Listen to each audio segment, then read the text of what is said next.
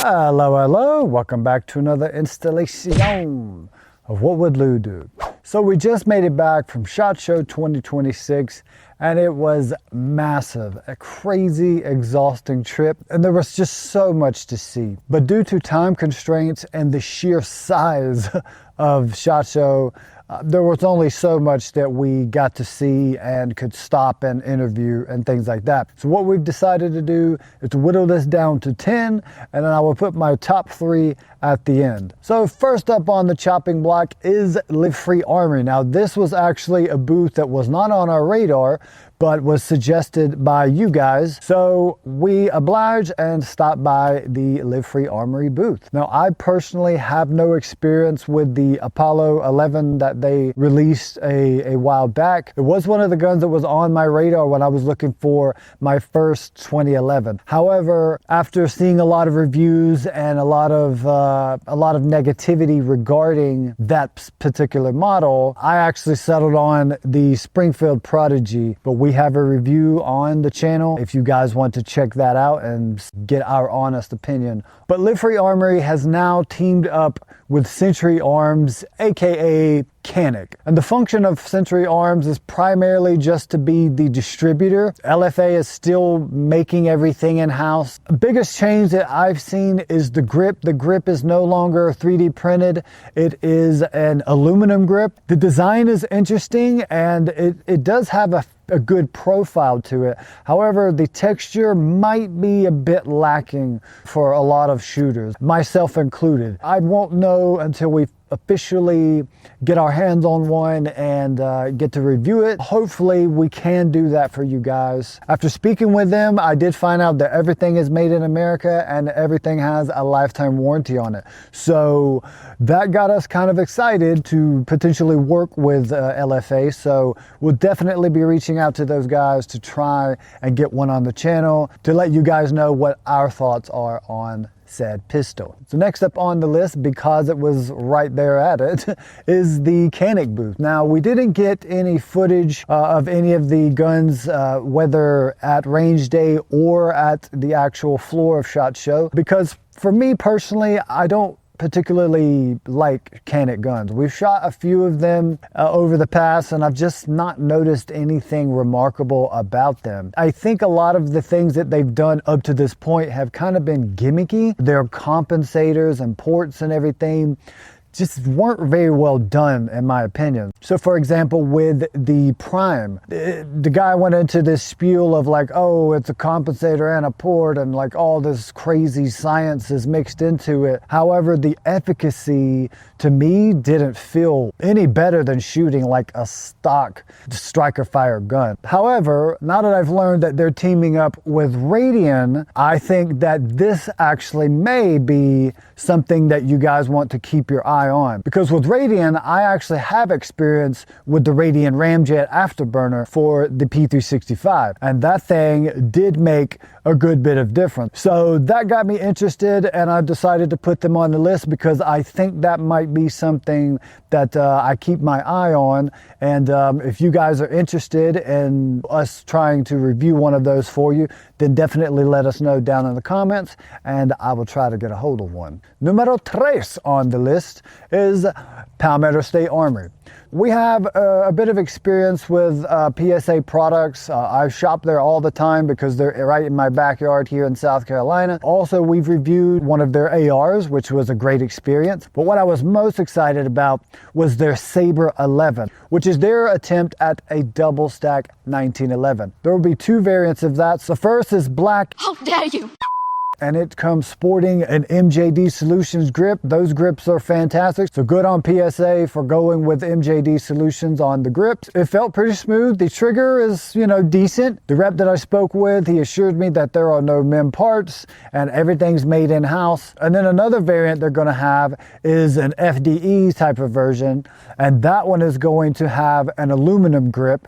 And I think it might have either been compensated or ported. I can't remember about that. So Don't quote me on that. It is going to be 5-inch. There's no commander length yet. I do hope that they come up with that, because in my opinion, that's the exact sweet spot. It feels great, plus you can carry it, whereas 5-inch is kind of like just range toys. But yeah, so the Sabre 11 is definitely on our radar, and we're going to try to get one to review for you guys, so keep your eyes peeled for that. So number 4 on the list is Oracle Arms Defense, or OA Defense for short. Now, me personally, I don't have any real experience with OA Defense or their handguns. However, at Range Day, we did get to shoot the new 2311 Pro Elite model, and it comes sporting a new aluminum grip with a ported slide, and I gotta tell you guys, that grip felt great. I usually don't tend to like aluminum grips because it punches in your hand. It doesn't really absorb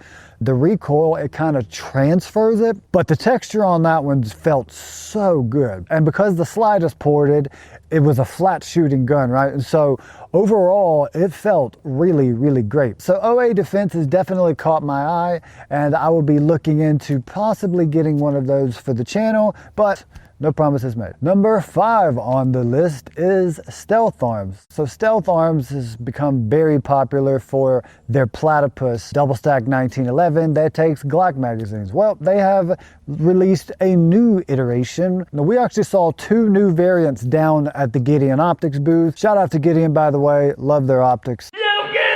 But both of these variants were compensated. One had a style that was more like a trunk port, and then another one had 3 holes in it. So I would be interested in seeing how that feels. They also have put the prickle grip up top where you do your press checks, and that worked very well. Other than that, it pretty much looks a lot like the original Platypus. So I'm not sure that there's like loads different to it, and it still is 2 pieces. The slide and then the grip and frame are all integrated together, so there's really no like swapping out a grip if you order yours and you didn't like it. I would like to see how it compares to something like the XP Pro that also takes Glock magazines. These you can pick up right away. These Stealth Arms Platypus, you've got to go in there, customize it. Everything is made to order, and usually it's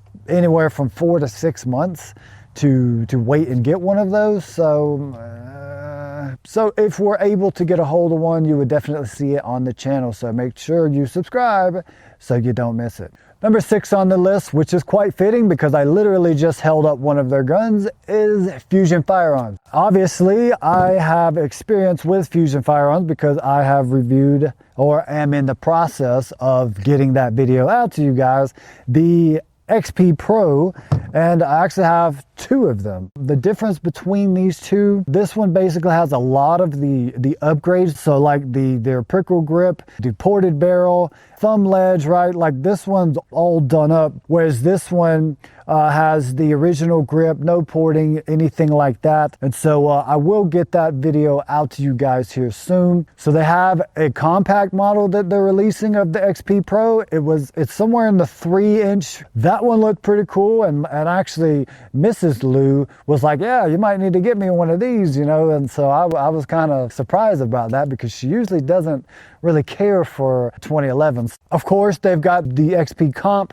and they have 2 variants of that. They've got one that's comped, and then they have one that's comped and ported. I'd like to be able to shoot those to let you guys know our thoughts on it, and if they've ironed out some of the details that we thought could use some improvement. Personally, after handling a few of the models, I can see that there have been a lot of improvements made, which is great to see that they listen to the community, to the content creators, so on and so forth. They're also getting into suppressors, which I thought was pretty interesting. And that's another thing I really like about Fusion, man, is like they're not afraid to like get their hand in something or to try something and take a risk, right? Because you know what the old saying is, no risk, no reward. And I'm glad to see that Fusion is working with so many local companies, and they're kind of coming together and making this powerhouse, you know? So definitely keep your eye on Fusion Firearms and keep your eye out for our review of the XP Pro. Number 7 on the list is SIG. Now, if you guys have been subscribed to the channel for any amount of time, you know that I love the P365 series. Up until the Fuse anyway, that's kind of where I lost interest. But you see here, this is my X Macro. This is what I have been carrying for quite a while now.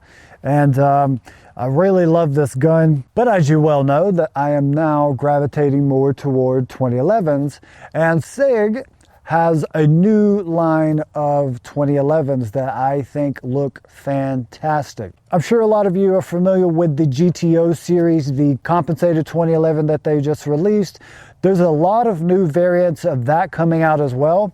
But what I was more so excited about was the Commander length, and that's the P211 G4. They have a G4 and then they have G5. So the 4 is the 4 1/4, 5 is basically your 5-inch. I definitely am interested in that Commander size. It's not ported or comped or anything like that. It's basically a straightforward 2011. Yes, that is still okay to make. But when I saw that they were doing a Commander size, I was like, oh yes, that is the perfect length. And I love their Coyote Tan. And so I'm definitely going to be trying to pick one of those up if I can. I know that the prices on SIG guns usually tend to be a bit steep, but me personally, I've had nothing but good experiences with the P365 series. No problems with them whatsoever. So I have faith that their P211 G4 series is going to be just as good. So before we get to the top 3, I want to take a moment to give an honorable mention, which is Olight/Osight. I'm actually in the process of editing a video for the new PLX. This has been a fantastic light. We have a lot of experience with Olight. You can see right there is the PL3S.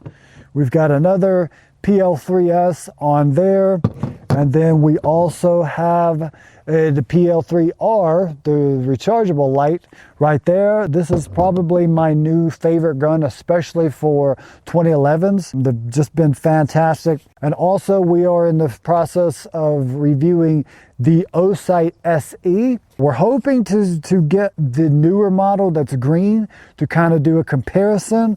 But a lot of good stuff from Osight and Olight. They're definitely one of our favorite companies. Anyway, that's our honorable mention for the video. And now to the top 3. Coming in at number 7 is Kimber. Now, we recently reviewed the 2K11 Eclipse. This was a fantastic gun. Strongly urge you guys to go check out that video if you're interested in Kimber guns. We will also be having the 2K11 Comp coming in the stainless, I believe it's going to be. So definitely keep your eyes out for that video, because that one is going to be fantastic. We actually shot that at the range day, and I didn't want to just shoot it by itself. I wanted to shoot it beside the new 2K11 Pros. So we actually shot it beside the 2K11 Pro Royal, and then we had the stainless 2K11 Comp to see if there was really that much of a difference. And I got to tell you guys, there was a lot of difference. I know Kimber had a rough reputation in the past for having some quality control issues, but they have definitely gotten past that hurdle and are on top of their game faux show. They had a lot of new stuff at the booth. One of the things that caught my eye was the Kimber Concepts. And these were models that were Cerakoted, and some of them looked super nice. I was like, dang, can I get one of these? I want one of these like this. But being that it's concepts, it's something that they're kind of like, we might do it, we might not. So yeah. They've also released a new double stack 1911. The name escapes me at the moment, but I will put it on the screen. It is basically an entry level double stack 1911. It makes me think a lot of something like the TSAS, you know, the Turkish import 1911. And so I think they're going to try to kind of rival those companies. One of the major differences is that it is made in America and it has lifetime warranty. So that's a big deal when compared to a lot of the Turkish import 2011s. It's going to come in 9mm, it's going to come in 380, I believe it's also 45. I think I saw 10mm too, I'm not sure, but so anyone wanting to get into an entry level 1911, double stack 1911, that's made in America with a lifetime warranty, definitely keep your eye out for the new models coming from Kimber. Number 9 on the list was Bull Armory. Now, this is the first time that I've actually been able to meet the guys at Bull Armory and to see their products right on the table in front of me. I picked up and finger fondled quite a lot of them, and they are doing some really cool, very innovative things. So first and foremost, we looked at their new trigger link system. Now, this is a great idea. What it allows you to do is to change the link, as they call it, basically the shoe part of the trigger, with just a little Allen key and a little screw.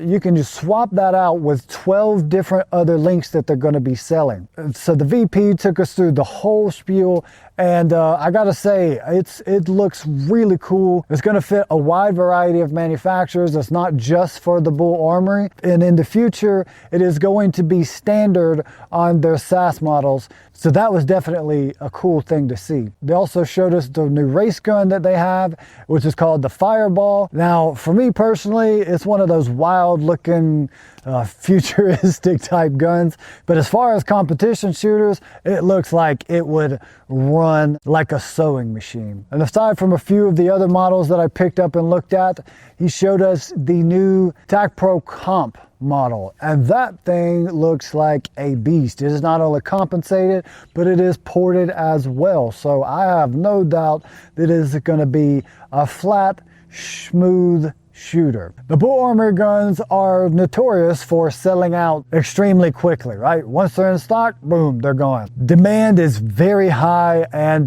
they have a very good reputation. I personally only have shot one, and that was maybe a magazine.